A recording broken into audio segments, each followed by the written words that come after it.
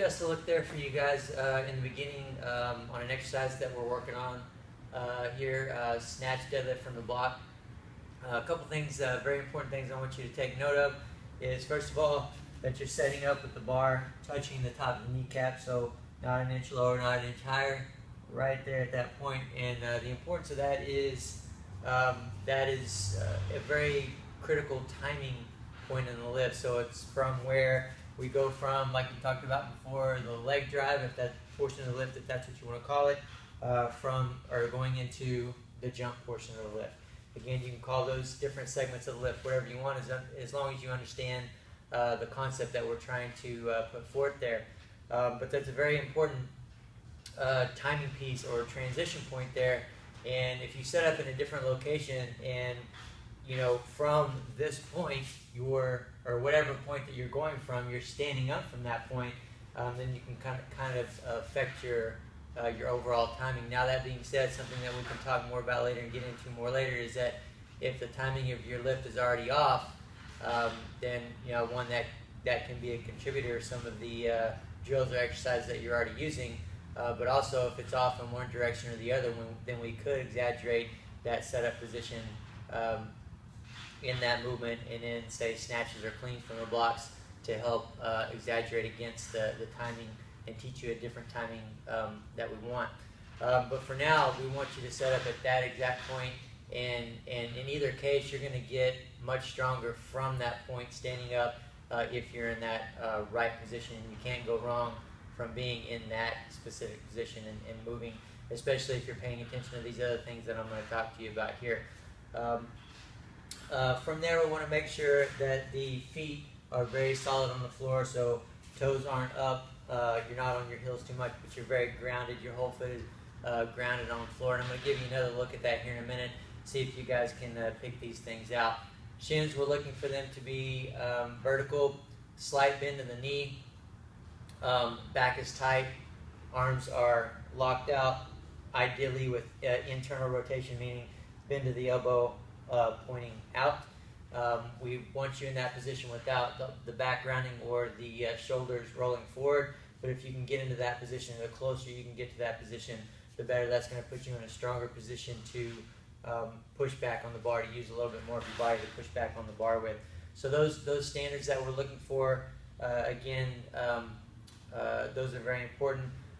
Once you start moving, I want to make sure that from this position, that your knees keep the same slight bend in them as you stand up with the bar. So I'm going to see the bar brushing your thighs up. You can, I don't like to see a big exaggeration of a scoop or the knees shifting forward, but I definitely don't want to see those knees locking out before you get to your hips. So I want to see just a slight bend in the knee remain as you brush the thighs up, and then the legs don't straighten until the bar touches your hips. All right, that's going to reinforce much more what we're looking for. So a very good exercise that we're going to, we're isolating that range of motion, but we're also going to add to that as we go through the weeks, and we're going to add, take you up into a shrug. So at that point, you'll call it a pull, if that's what you want to call it.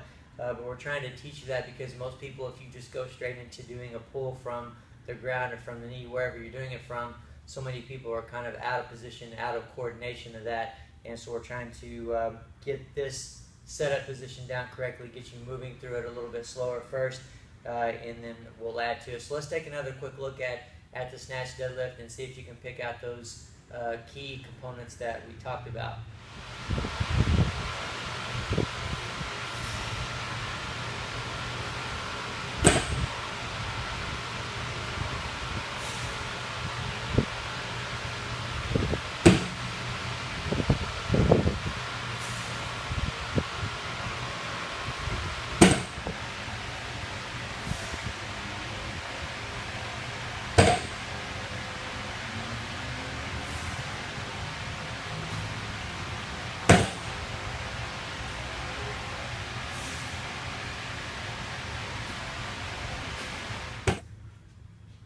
So now, looking at the rest of the week, again, getting into more squat talk, and we talk about the squat a lot. We do a lot of squats, and we're going to do some more.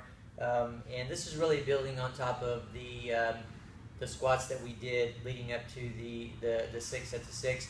Hope you guys enjoyed your rest week and got a lot out of it. We're gonna pick it back up now, and what we're picking it back up to is some of the same where you did 6 sets of 2. You're gonna be doing that again, and then now instead of 80%, you'll be going up in percent and knocking down some reps. So this week the big workout is 5 sets of 5, and I'm gonna give you a range here. It's gonna be 82 to 85%. And the reason why is because I want you to be able to make all of those, but also because we've been doing 80% or 75, but mostly 80% for so many sets, so many reps, and basically just hammering that in. And so we want to be conservative of the jump, and a 5% jump can be a little bit too much for some people. At one time I found, especially after going through the 5 or 6 weeks of the 80%. So give the 82% a go for your first set. If it feels good, you're confident you're going to be able to make 5 sets of 5 or the other 4 sets of 5 with 85%, then go ahead and go. We'll do this. We'll progress up in weight and down in reps for a couple more weeks, and then we'll be transitioning into more of some squats that are more specific to helping you peak for the competition, and they're more specific to a competition phase is what I was getting at there. So hang in there for a couple more weeks of progressing up in weight and lowering those reps there.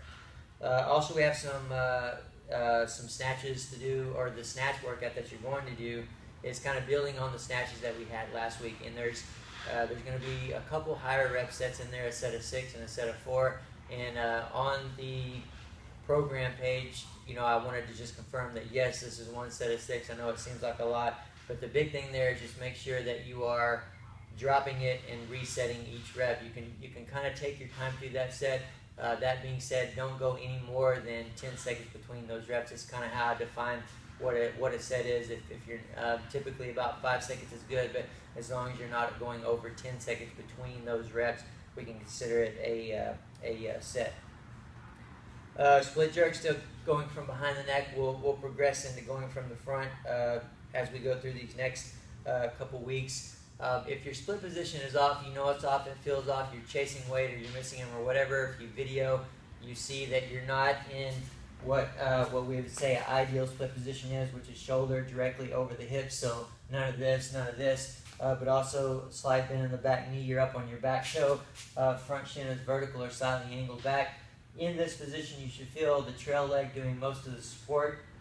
But if you know you're not in this position, then I want you to consider a couple things. Am I dipping and throwing correctly? Am I dipping and driving correctly? And what that means is that am I dipping straight, or am I dipping out of alignment, which can throw everything else after that? Am I fully extending?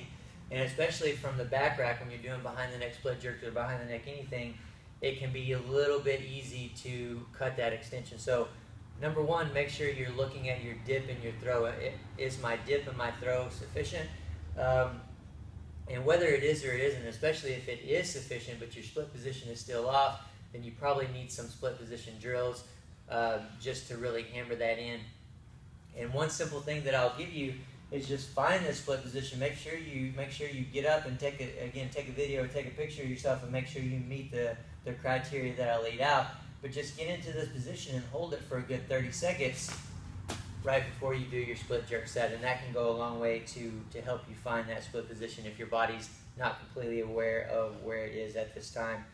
Also, we have some power cleans from the block that we're doing, and again, for the purposes that we're working on, I want you to set up with the bar touching the top of the kneecap, just like the snatch deadlift from the block, and that's going to help.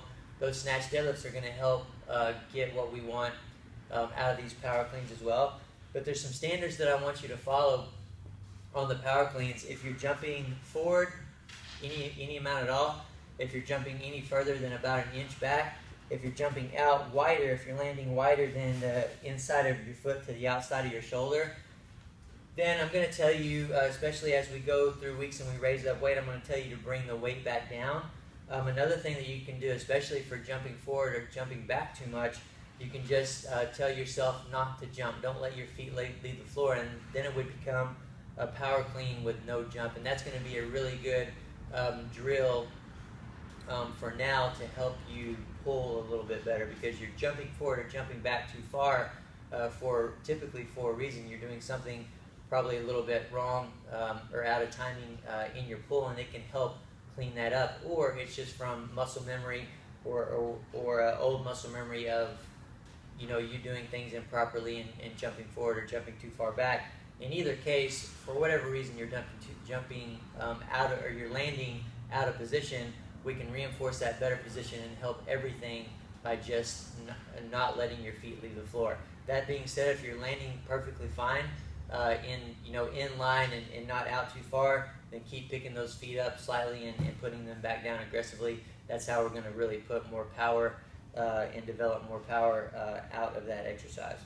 All right, guys, so hopefully these new exercises that we're bringing in are helping you and you're getting them down.